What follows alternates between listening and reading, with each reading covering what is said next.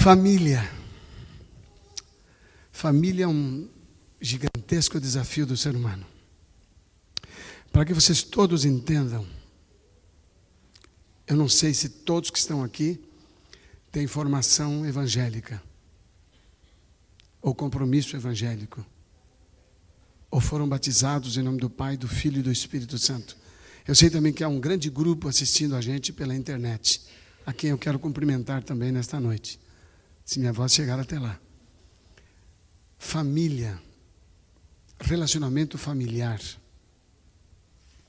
é o mais difícil, importante e gratificante dom que Deus deu aos seres humanos propositadamente, e é o que vai definir o grupo dos salvos e dos perdidos.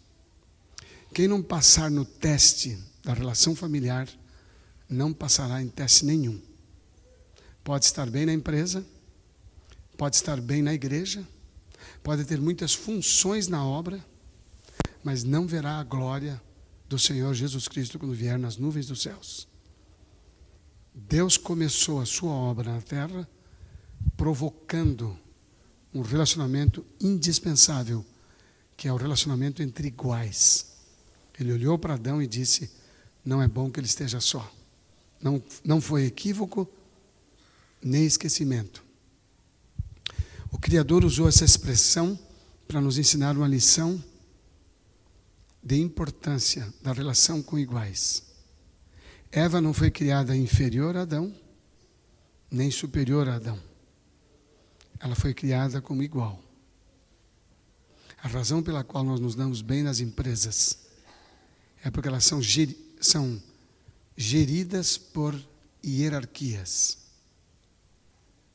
Eu tratei, ao longo do meu trabalho com aconselhamento, muita gente em situações mais estranhas de relacionamento. E dentre estes, eu tive vários militares. E o militar tem uma formação extremamente rígida.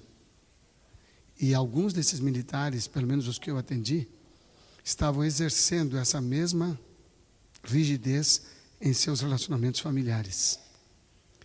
E era assim extremamente chocante a gente perceber que essa pessoa exigia dos seus familiares, esposa e filhos, uma resposta que não existe entre iguais. E eu, pegando estes homens no particular, só eu e ele, eu dizia: você gosta do seu comandante? Você gosta do seu superior? Seja ele um tenente, um major, um tenente, um coronel. Você gosta dele? Sem exceção, todos eles disseram que não suportavam. Mas você é obediente? E como não seria, me respondiam eles. A condição desta obediência, do ponto de vista da salvação, ou da mudança de caráter, muito obrigado. Do ponto de vista da salvação, ou da mudança de caráter, esta obediência não vale absolutamente nada. É zero. Se você tiver, eu dizia para eles, esta mesma relação por parte dos seus familiares, nada valerá para você. Então vamos começar a nossa semana com uma reflexão muito importante. Nós estamos juntos no mesmo lugar, mas em mundos diferentes em relação à sociedade que não conhece a Jesus Cristo. Vamos abrir a palavra de Deus no Evangelho segundo João, no capítulo 17.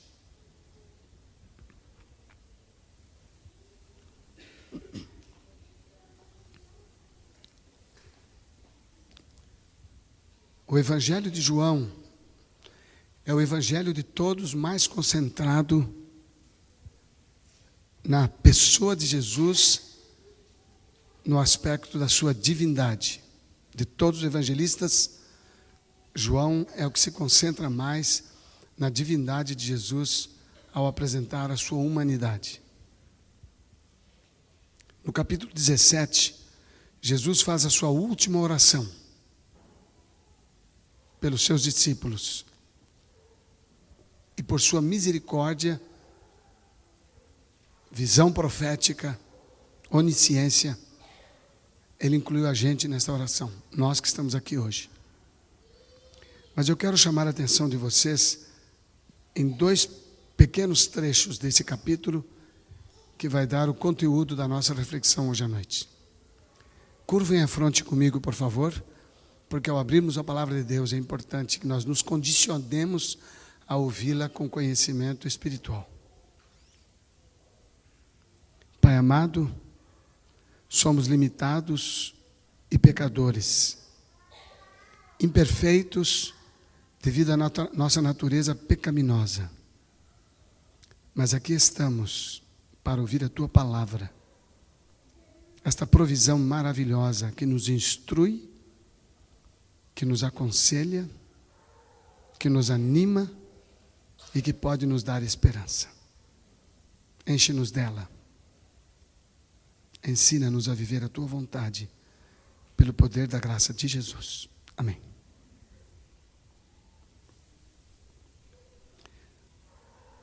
Versículo 8, capítulo 17, versículo 8.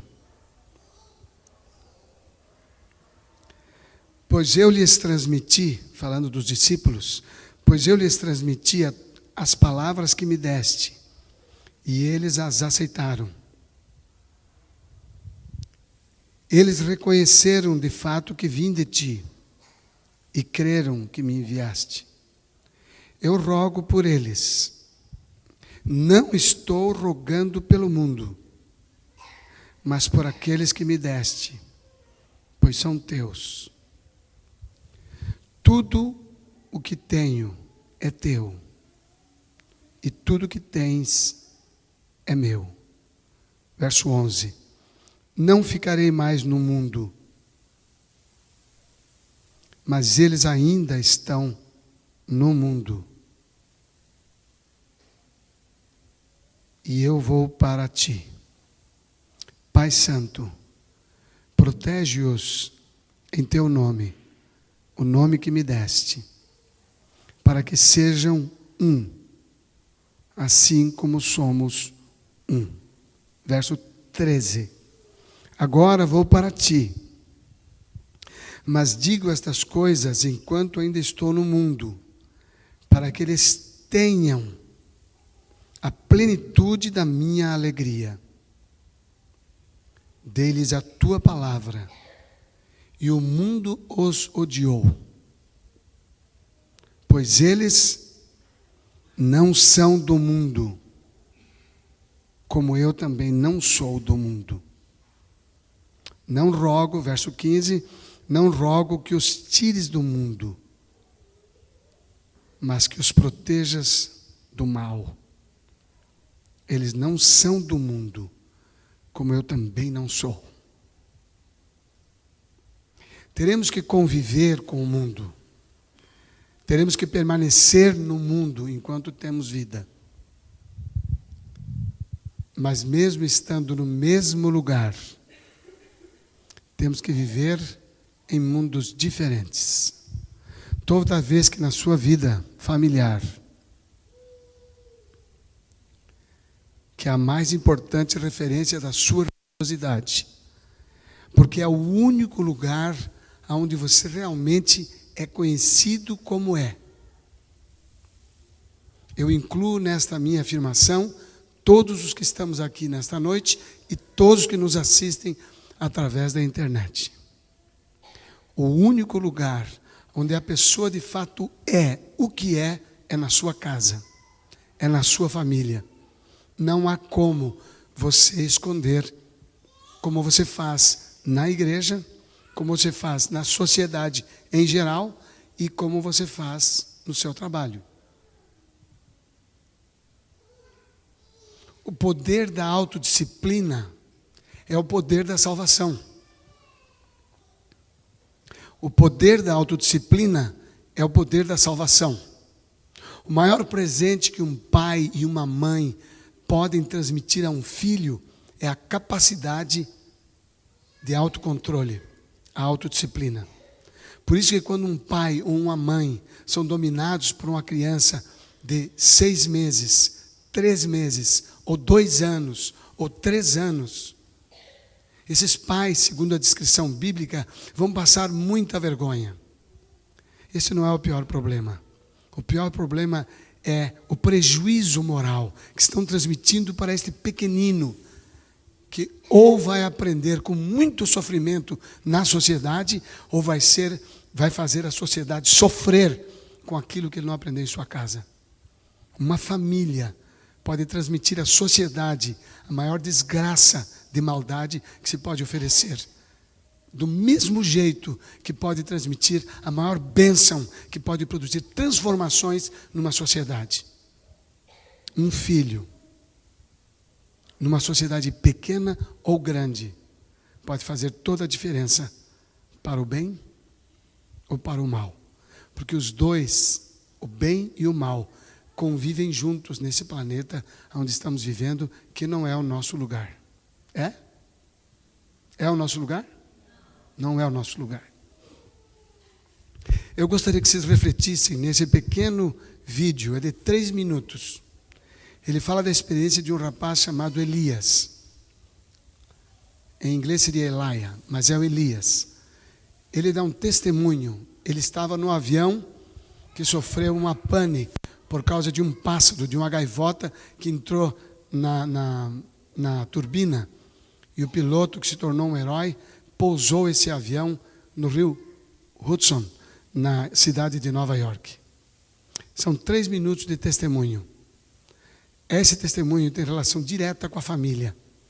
Eu gostaria que vocês pensassem um pouquinho. Está em inglês, mas tem a legenda. Prestem atenção porque está escrito. É muito importante o que está escrito. Que você entenda o que está ouvindo. Por favor. So imagine a big explosion as you climb through 3,000 feet. Imagine a plane. Não tem imagem? Suspenda. Imagine an engine going clack, Suspenda. clack, clack, clack.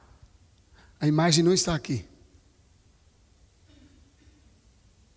Saiu aí nesses outros? Não. Se não sair, a gente suspende. Eu prefiro que seja amanhã, mas eu preciso da imagem. Se vocês não virem a imagem, ele está num auditório enorme com mais de 3.000 pessoas presentes. E ele está dando testemunho do que aconteceu naquele dia. Obrigado. So imagine a big explosion as you climb through 3,000 feet. Imagine a plane full of smoke.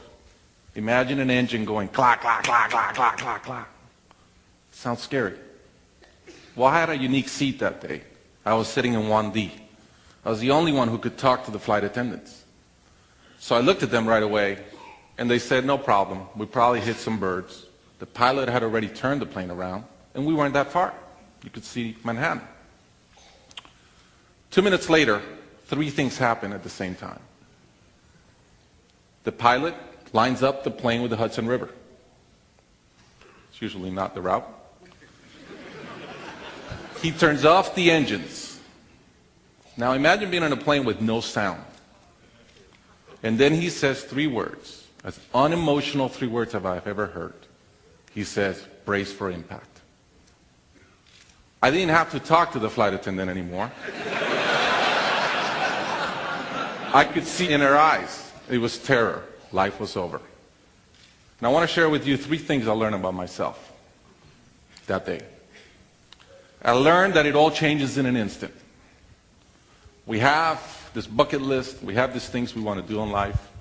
And I thought about all the people I wanted to reach out that I didn't. All the fences I wanted to mend. All the experiences I wanted to have and I never did. As I thought about that, later on I came up with a saying, which is, I collect bad wines. Because if the wine is ready and the person is there, I'm opening it. I no longer want to postpone anything in life. And that urgency, that purpose has really changed my life. The second thing I learned that day, and this is as we clear the George Washington Bridge, which was by not a lot, I thought about, wow, I really feel one real regret. I've lived a good life. In my own humanity and mistakes, I've tried to get better at everything I've tried. But in my humanity, I also allow my ego to get in. And I regretted the time I wasted in things that did not matter with people that matter. And I thought about my relationship with my wife, with my friends, with people. And after, as I reflected on that, I decided to eliminate negative energy from my life. It's not perfect. It's a lot better. I've not had a fight with my wife in 2 years. It feels great. I'm no longer trying to be right. I choose to be happy. Yes. The third thing I learned, and this is as your mental clock starts going 15, 14, 13, you can see the water coming. I'm saying, please blow up. Right? I don't want this thing to break in 20 pieces like you've seen in those documentaries. And as we're coming down, I had a sense of, wow, dying is not scary. It's almost like we've been preparing for it our whole lives. But it was very sad. I didn't want to go. I love my life. And that sadness really framed in one thought, which is, I only wish for one thing. I only wish I could see my kids grow up. About a month later, I was in a performance by my daughter, first grader, not much artistic talent yet. And I'm bawling. I'm crying like a little kid. And it made all the sense in the world to me. I realized at that point, by connecting those two dots, that the only thing that matters in my life is being a great dad. Above all, the only goal I have in life is to be a good dad. I was given the gift of a miracle of not dying that day. I was given another gift, which was to be able to see into the future and come back and live differently. I challenge you guys that are flying today. Imagine the same thing happens on your plane, and please don't. But imagine, and how would you change? What would you get done that you're waiting to get done because you think you'll be here forever? How would you change your relationships and the negative energy in them? And more than anything, are you being the best parent you can? Thank you.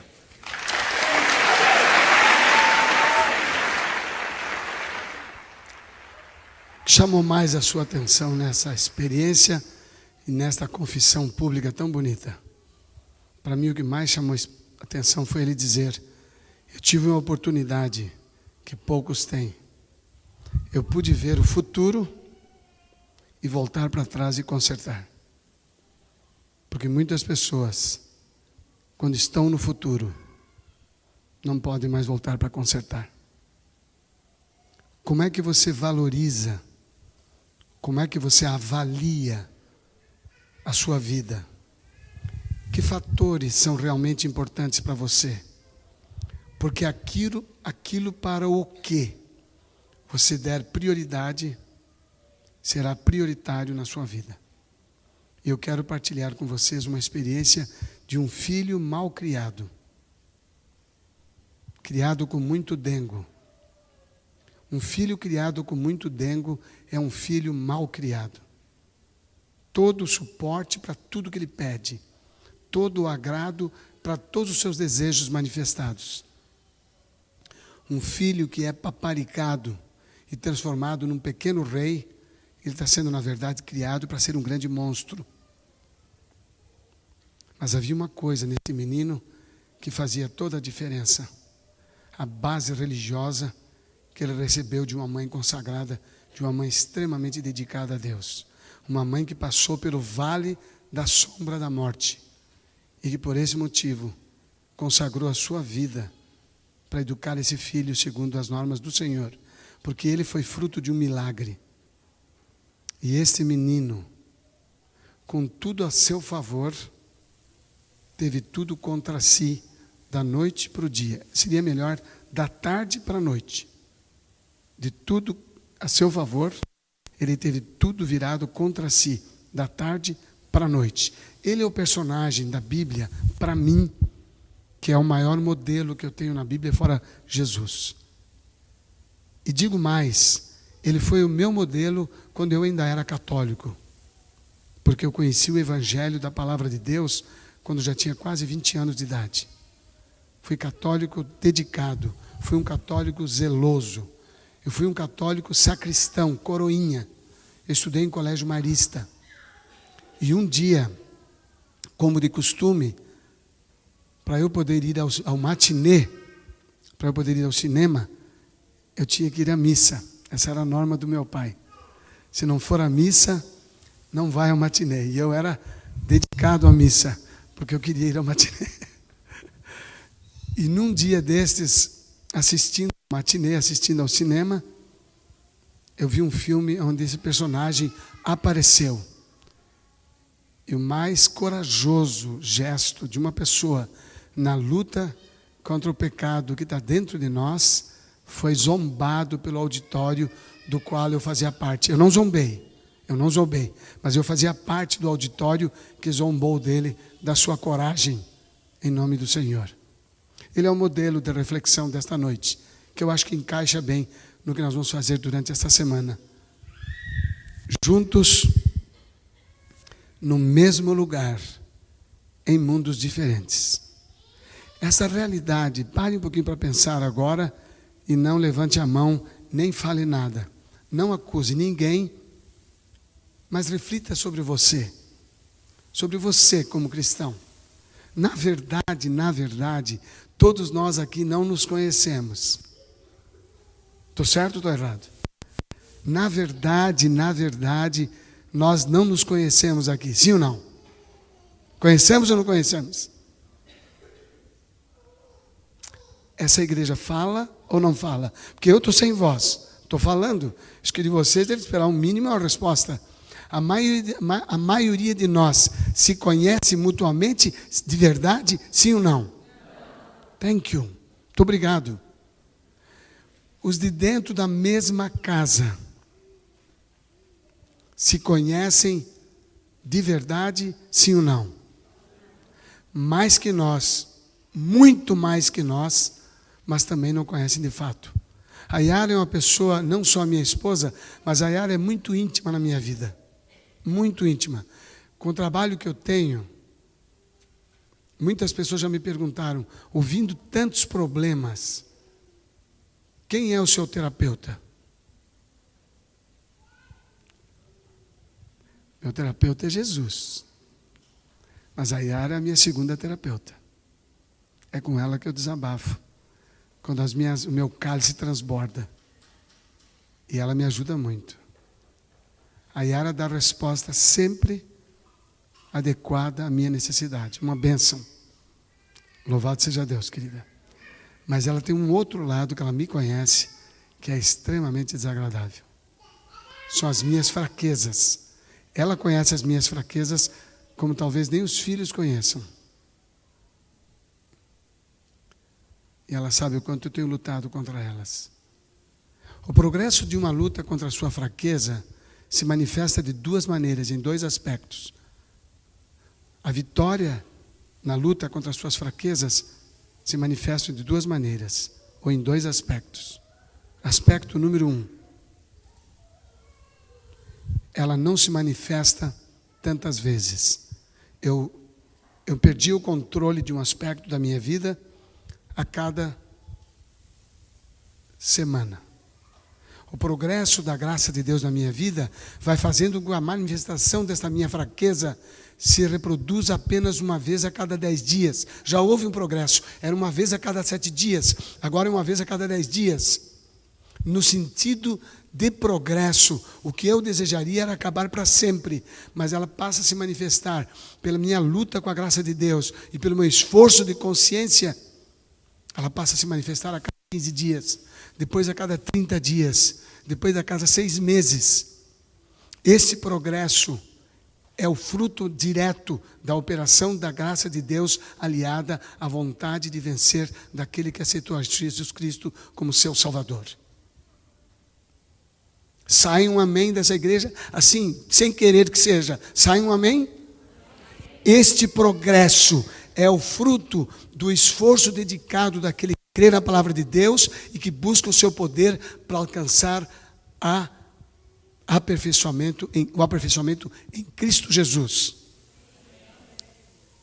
Quando vocês quiserem, falem espontaneamente. Dessa vez eu pedi, mas quando quiserem, por favor, falem. Porque isso é uma coisa importante. É uma coisa que eu luto e que você luta. Essa é a nossa realidade mais dura de aceitar.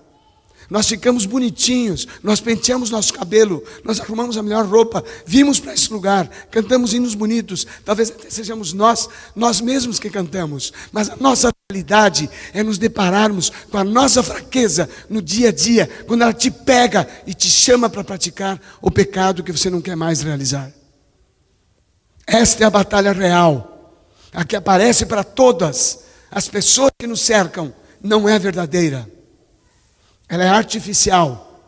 A força que eu tenho para evitar que ela apareça é justamente a minha reputação. E a reputação sem o caráter equivalente é lixo. Lixo é a palavra. É aquilo que todo mundo diz que você é. É tudo aquilo que você quer que os outros pensem que você é. Isso é reputação. Sem um caráter equivalente não vale nada. Ao contrário, é a prova de uma hipocrisia pública. Que foi onde Jesus se indignou com o público do seu tempo. Eu não vim aqui acusá-los, eu vim chamá-los à realidade. Nós precisamos desse poder e precisamos testar o nosso cristianismo antes que Jesus venha e antes que a nossa história chegue ao ponto de acabar como desse homem que sentava no banco D1 daquele avião. Eu não sei quando o meu tempo acaba. Jesus não deu prazo definido de data para a sua volta, mas deu eventos para a nossa identificação. E o Pai não está perdido no espaço. O Pai tem um plano definido, com data marcada, dia certo. Parem com as especulações que tem que nascer não sei quantos bebês para Jesus voltar. Parem com isso. Isso não é bíblico e não é de Deus. E é tão prejudicial quanto a armadilha de Satanás. Deus não tem nenhum elemento que impeça a realização da volta de Jesus. Nada. Você não impede a volta de Jesus. Você pode apostatar, você pode trabalhar contra Ele, e você não vai impedir a volta de Jesus. Porque ela não depende de seres humanos. Ela não depende de acontecimentos que nos cercam. Os acontecimentos foram dados porque eles ocorrerão. Ponto. Eles ocorrerão e Jesus virá em seguida. Mas antes que isso aconteça, cada um de nós, e nenhum de nós, tem o conhecimento do dia que acaba a nossa história.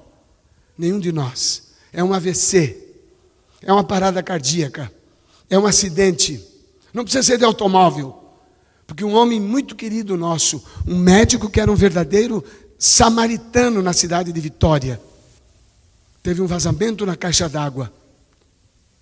Mas é um médico de uma simplicidade fantástica, um coração maravilhoso. Ele atendia um enorme número de mulheres. Ele era ginecologista, ele atendia um enorme número de mulheres, de graça, por semana, como dedicação da sua vida a Cristo. Era um ancião dedicado da igreja. Ele subiu a caixa d'água para corrigir o vazamento. E no retorno, errou o seu pé numa ripa, numa travessa, e a sua perna vazou. E ao cair naquele pequeno pedaço, a sua cabeça bateu na parte traseira. E ele, consciente ainda, pôde orientar a esposa como proceder para ele não morrer imediatamente. Ele orientou a esposa, faça assim, não faça assado. E antes de chegar no hospital, ele faleceu. No funeral daquele homem, na cidade de Campo Grande, vizinha de Vitória, da Grande Vitória, a Polícia Rodoviária Federal teve que interromper a rodovia que se aproximava com uma forma de avenida, porque havia no funeral daquele homem mais gente do que eu vi na minha vida até hoje. E ele não era político. Um caráter ilibado. Mas a data da sua morte, ele não sabia. Você sabe da sua? Este homem disse para nós em seu testemunho: naquele dia, eu refiz todos os meus pensamentos. Revi todos os meus relacionamentos. Sabem de uma coisa? Quando você vem à igreja, você que está me ouvindo aqui, você que está me ouvindo em casa, quando você vai à igreja, ou quando você vai ouvir uma mensagem, a última coisa que você vai pensar é avaliar a sua religião, o seu relacionamento com Deus. Porque religião não é placa de igreja. Religião é relacionamento com Deus. A última coisa que você vai pensar. Escutem o que eu vou dizer para vocês agora. Quando uma coisa nos distrai dentro da igreja, é porque alguma coisa importante ia ser dita. por um lapso de segundos de distração, você perde. E lá se foi a oportunidade de uma reflexão profunda. Vou voltar à fita.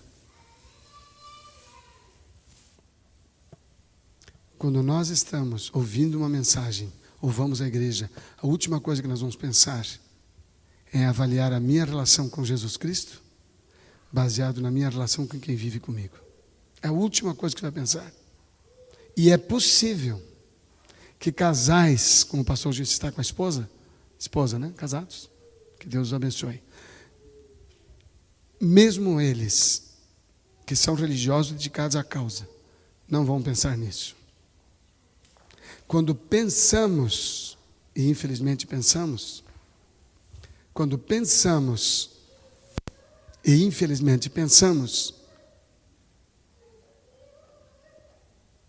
vou repetir a frase. Quando pensamos no outro e infelizmente pensamos, nós dizemos assim: que pena que ele não está aqui para escutar. Que pena que ele não está ouvindo isso. Ou então, se ela está ouvindo, se pensa assim: está aqui do lado, está encostada. Os mais corajosos e ousados apertam a mão e falam: tipo, é para você. Se não, dizem assim: tomara que desta vez ele se conscientize, ou ela. Personagem da noite, José. Eu quero começar a história de José hoje para terminá-la amanhã. Porque nas 2 noites, a história de José se encaixa na mensagem da palavra de Deus. O tema de hoje é no mesmo lugar, em mundos diferentes. Vocês podem crer que dentro da igreja, por exemplo, nesse auditório, vocês podem crer que tem pessoas juntas aqui no mesmo lugar, uma ligada ao mundo de Cristo Jesus e outras ligadas a outro mundo, ao mundo presente? Sim ou não? Infelizmente pode. José estava no mundo, no mesmo lugar que todos os personagens que fazem parte da sua vida. Tanto os midianitas, que era o lugar de onde vinha a caravana, tanto os midianitas, como os descendentes de Ismael, os ismaelitas, eram parentes de José e dos seus irmãos. Foram eles que o levaram para vender ao Egito, a Potifar. O fato de José ter sido vendido para o mais importante oficial de Faraó tem uma grande informação para nós. José, quando a Bíblia fala do interesse da esposa de Potifar por ele, a Bíblia diz que ele era lindo, de bonita aparência. Isso inclui estatura e porte físico. Então, dá para perceber que José era um rapaz saudável, vigoroso. E este rapaz, José, chamava a atenção, tanto que foi escolhido para ser o porta-voz do próprio Potifar em tudo o que acontecia na sua casa. A lição que eu quero chamar a atenção de vocês para viverem é a lição que aparece no capítulo 2 da primeira epístola de João. João, o evangelista, capítulo 2, versículo 1. 1 João, capítulo 2,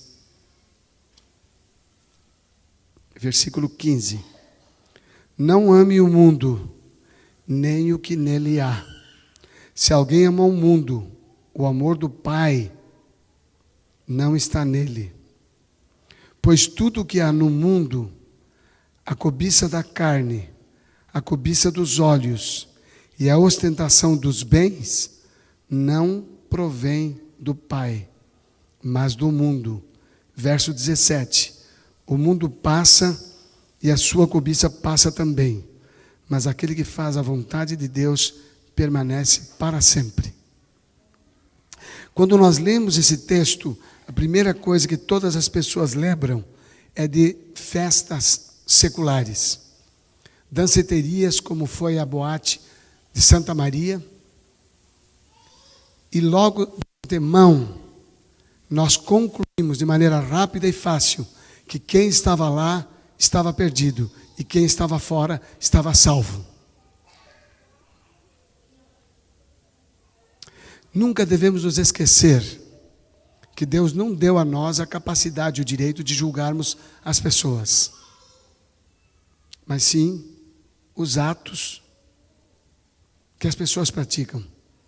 Há atos condenados por Deus na sociedade e na vida que nós devemos evitá-los. Adotem-nos muitos ou poucos. É o princípio do assim diz o Senhor que vale para nós. Aqui diz, não ame o mundo nem o que nele há. Se alguém ama o mundo, o amor do Pai não está nele. Pois tudo o que há no mundo, a cobiça da carne. O que é a cobiça da carne? O que é a cobiça da carne? São todos os prazeres sensoriais. Todos os prazeres sensoriais. Quando você tem sede, o que você quer? Sede, o que você quer? Você quer um líquido. Normalmente a gente fala água, mas você quer um líquido. Qualquer líquido fresco, ele refrigera. Qual é a sensação? Qual é a sensação que você tem? Foi satisfeita a minha necessidade. Então, o seu corpo dá ordens para você de que certas coisas você precisa. E quando você atende, você sente que satisfez uma necessidade. O prazer sexual foi dado por Deus como uma bênção para nós. E é a mais intensa sensação que o ser humano pode sentir. E é dessa intensa sensação que nascem os bebês entre as famílias e fora delas. Em função desta sensação de prazer, já há mais de 4 décadas, o sexo perdeu sua referência como foi dada por Deus. E nós, dentro da igreja, estamos nos acomodando e estamos nos acostumando de que, como muita gente faz, ele mudou de referência. Só para pensarmos um pouquinho. A sensação continua dizendo, eu preciso. E como todos os jovens praticam antes de casar, eu também tenho direito. E se não pratica numa forma física com outra pessoa, eu posso praticar sozinho através da prática da masturbação. Os meus olhos gostam de ver o corpo desnudo, seja eu casado ou solteiro, novo ou idoso. Meus olhos sempre sentirão prazer na observação das imagens que são sensuais, provocantes, pornográficas. É a indústria que mais fatura no mundo inteiro. No ano de 2012, a empresa que mais faturou no mundo inteiro foi a Apple. A indústria da pornografia, não uma empresa, mas somada, lucrou mais do que a Apple em todo o seu sucesso financeiro. Isso é coisa pequena? Isso é coisa grande. Nós estamos nesse mundo, estamos juntos nele. Estamos no mesmo lugar. Mas Jesus disse, eles estão no mundo, mas não são do mundo. Eu quero só ver, eu quero perguntar, quem é que vocês consideram que são essas pessoas, eles? O sujeito que Jesus colocou é no plural. Terceira pessoa do plural. Certo, professora Adélia? Professora Adélia, tá certo? Eles estão no mundo, mas não são do mundo. Quem eram estes eles na oração de Jesus? Quem eram? Quem eram? Interessante como vocês ficam quietos, né? É só verem que eu insisto na pergunta, vocês já acham, tem armadilha aí. E já vou avisar, tem mesmo. Toda vez que eu perguntar, tem uma armadilha. E querem saber, eu não preciso da resposta de vocês, porque eu já sei o que vocês pensam. A maioria diz nós. Você vai provar se é nós ou não. Porque ele disse, eu estou orando por aqueles que me deste. E ele diz em São 6, nenhum dos que me deste eu quero perder. O que eu mais quero é salvar. Ele quer, o Pai quer. Mas dos que estão na igreja, desculpe a minha franqueza, na igreja a maioria vai se perder. É uma judiação, é uma tristeza, me dói muito. Quando dizemos que Jesus estava falando sobre nós, ele disse eles. Quem são eles? Vocês tinham que ter uma resposta na ponta da língua. E você pode se incluir nela sem usar a expressão nós ou eu. A pergunta é, quem eram eles? A resposta é, os que não são do mundo. Agora, se você é ou não, você não precisa falar em voz alta para mim. Porque se você disser e não for, você é do mundo do mesmo jeito. Se você disser que não é, se você disser que é, e na verdade você não é mais, você vai estar numa condição boa. Mas uma coisa não pode ter dúvida para nós. Não ser do mundo é algo extremamente importante. José, em sua condição,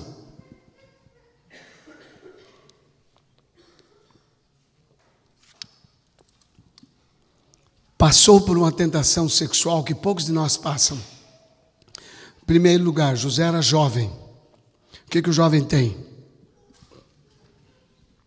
Muita energia, muita vida. José tinha muita energia, muita vida. Segundo lugar, por ser jovem e solteiro, ele não vive na prática sexual. Ele é abstêmio. Se o jovem solteiro for abstêmio e mantiver a sua castidade, conforme a palavra de Deus ensina, mais ou menos no lapso de 28 a 30 dias, o rapaz vai ter uma ejaculação espontânea noturna, que é extremamente saudável, não tem problema emocional, não tem problema psicológico, não tem problema espiritual, não tem problema físico nem fisiológico.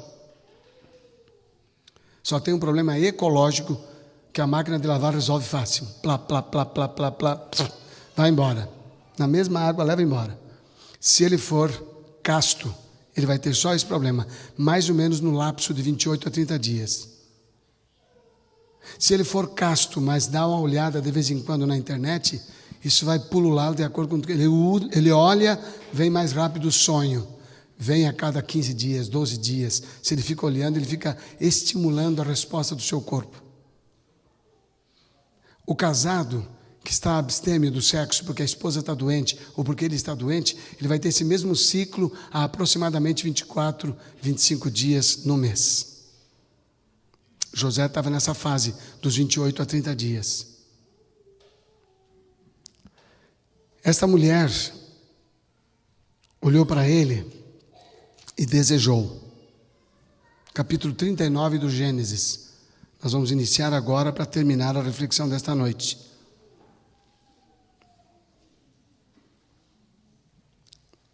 Capítulo 39.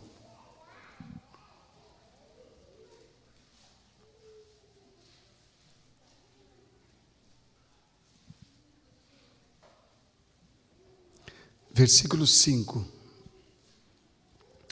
Desde que Potifar o deixou cuidando de sua casa e de todos os seus bens, o Senhor abençoou a casa do egípcio por causa de José. A bênção do Senhor estava sobre tudo o que sobre tudo o que Potifar possuía, tanto em casa quanto no campo. Verso 6. Assim deixou ele aos cuidados de José tudo o que tinha, e não se preocupava com coisa alguma, exceto com a sua própria comida. José era atraente, diz a Bíblia no mesmo verso, e de boa aparência. E depois de certo tempo, não se sabe quanto, a mulher do seu senhor começou a cobiçá-lo e o convidou: venha, deite-se comigo. Convite franco e direto. Venha, deite-se comigo.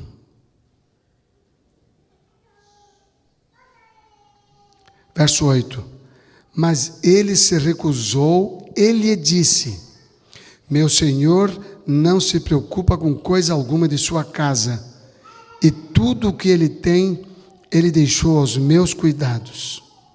Ninguém desta casa ninguém desta casa, verso 9, ninguém desta casa, incluindo você, esposa dele, ou senhora, no caso de uma referência a uma ama, ninguém desta casa está acima de mim. Ele nada me negou, a não ser a senhora, porque é a mulher dele. Tem muitas mulheres,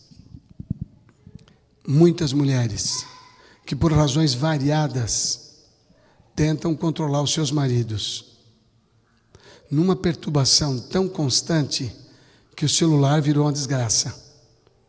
Na tentativa de controlarem o marido, ficam ligando para ele várias vezes no dia para poderem saber onde ele está, o que está fazendo. Às vezes fazem uma perguntinha ou outra de coisas do dia a dia, mas o intuito é saber onde é que eles estão. José tinha um chefe, um senhor, um amo, que colocou todas as coisas na mão dele, e a confiança dele é que fortalecia a fidelidade de José. Então, esposas e maridos, se vocês querem a fidelidade do seu cônjuge, sigam o modelo de José. Não tentem fazer o que ninguém pode fazer, controlar o outro. Confie e prove que confia. A sua confiança é a mais forte arma para fazer o outro fiel. A Yara nunca me perguntou absolutamente nada. Eu sempre tive muitas oportunidades, devido à natureza do meu trabalho. Pessoas frágeis emocionalmente, pessoas sensíveis. E nunca tiveram espaço, porque a certeza de que ela confiava em mim era mais forte do que a minha própria consciência da fidelidade que eu devia ter. Confiem e demonstrem essa confiança, porque vale a pena. José era fiel, não porque ele tinha obrigações, mas porque ele tinha o poder de Deus na vida dele. E o seu chefe confiava. Diz a Bíblia assim: ninguém, verso 9, nesta casa está acima de mim. Ele nada me negou a não ser a senhora, porque é a mulher dele. Como poderia eu, então, cometer algo tão perverso? Tamanha maldade, diz outras traduções. Como é que eu poderia cometer algo tão perverso e pecar contra Deus? Assim, verso 10, embora ela insistisse com José, dia após dia, ele se recusava a deitar com ela. Ele se recusava a deitar com ela. E evitava ficar perto dela. É tudo que eu quero dizer nessa noite. Você não é desse mundo, mas você está nesse mundo. Se há algo na sua casa, sua esposa, seu marido, seu cachorro, seu filho, sua TV, seu som, seu computador, o que quer que seja que ameace a sua integridade moral, que ameace você nas suas fraquezas impulsionadas e naturais, não dê espaço, não dê espaço. Diga não em nome do Senhor e evite estar perto desta pessoa, desta coisa, desta situação, desse equipamento, desse lugar que pode te levar ao pecado. A natureza humana precisa estar conectada com a divina através da comunhão, mas não é só isso, ela precisa evitar a oportunidade do pecado. Se eu sei que tem uma fraqueza numa área que a Yara me provoca, e eu vejo que ela começa a se levantar, eu saio de perto, porque levanta-se dentro de mim, não nela, é dentro de mim. Um dia ela cometeu um grave erro de uma coisa que ela tem dificuldade de lidar, e eu estava nervoso, não nego. O velho homem estava lá, assim, bufando, mas estava lá. E ela ali, e eu segurando. E ela tentou, virou-se para mim e tentou justificar o seu erro, me incluindo no pecado. Eu virei para ela e falei, não fale nada. Ela guardou o alto-falante na hora. Eu falei, estou tentando me controlar. Ela calou imediatamente. O sangue foi esfriando, desceu. E logo em seguida eu disse: não é só você que erra, eu também erro. Mas neste caso, você esqueceu. Foi um esquecimento. Você esqueceu. Vamos procurar uma saída. Mas levou um tempinho para eu esfriar o velho homem que já estava fervendo. Estava 98 mais ou menos de temperatura. E já ia borbulhar. Não pode borbulhar. Se borbulhar, derrama. E eu tenho que saber disso. Onde é que está a minha fraqueza? E eu tenho que fugir dela. E aquele que está perto de mim não tem que correr atrás de mim. Vocês vão ter muita oportunidade nesta semana para descobrirem técnicas, sugestões práticas que provam para você que a maior parte dos pecados que nós cometemos, o problema não está em algo ou alguém que nos provocou, mas está em nós e naquilo que guardamos dentro do nosso interior. Uma coisa eu digo para vocês. O texto de Pedro, na primeira epístola, terminando a nossa reflexão de hoje.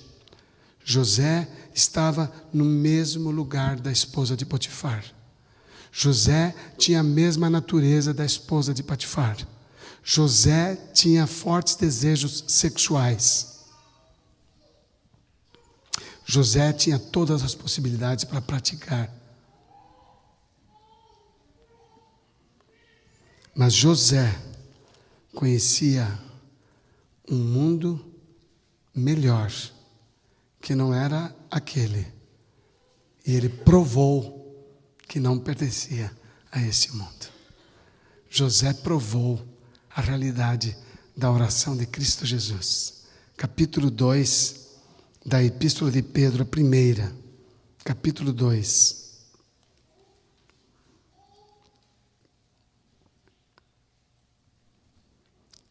Diz aqui o apóstolo, capítulo 2, versículo 15. Desculpem, tem que ler o verso 11 para vocês entenderem. 11 e 15. Amados, insisto em que como estrangeiros e peregrinos no mundo, vocês se abstenham dos desejos carnais que guerreiam contra a alma. Está dentro de nós. A raiva está dentro de nós, a inveja está dentro de nós, o desejo sexual está dentro de nós, a vingança está dentro de nós. O problema não está fora, o problema está dentro, meus queridos, está dentro de nós. Amados, insisto em que, como estrangeiros e peregrinos no mundo, vocês se abstenham dos desejos carnais que guerreiam contra a alma. Vivam entre os pagãos, diz o verso 12, de maneira exemplar, para que mesmo que eles os acusem de praticarem o mal, eles observem as boas obras de vocês, que praticam e glorifiquem a Deus no dia da intervenção. E o versículo 15 diz: pois é da vontade de Deus que, praticando o bem, vocês silenciem a ignorância dos insensatos.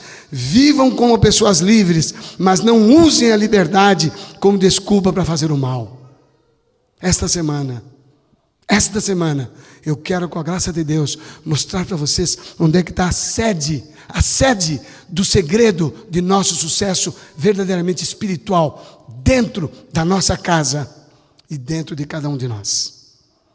Que o Senhor te ajude, que o Senhor me ajude, que as atrações do trabalho, da televisão e das ocupações diárias não impeçam você de estar aqui para juntos caminharmos passo a passo, um dia de cada vez. Relações pais e filhos, relações marido e mulher, problemas dos homens, problemas das mulheres, e nós trabalharmos isso pela graça de Deus e pelo poder maravilhoso do seu Espírito.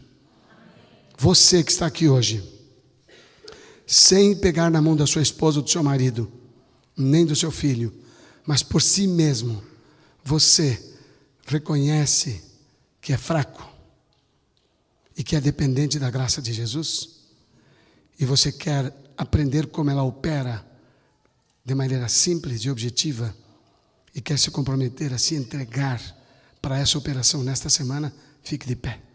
Eu quero orar com você. E você que está em casa, se movimente, fique de pé também. Pai amado, nosso Deus, é gigantesco o nosso desafio de lidarmos com a nossa natureza pecaminosa.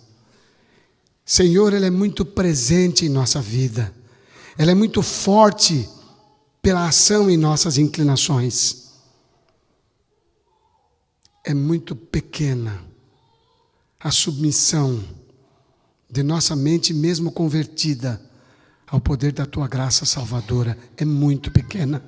Salva-nos, socorre-nos, dá-nos a graça da sabedoria, do discernimento, do descobrimento de nossas fraquezas e de onde podemos evitar que elas sejam expostas.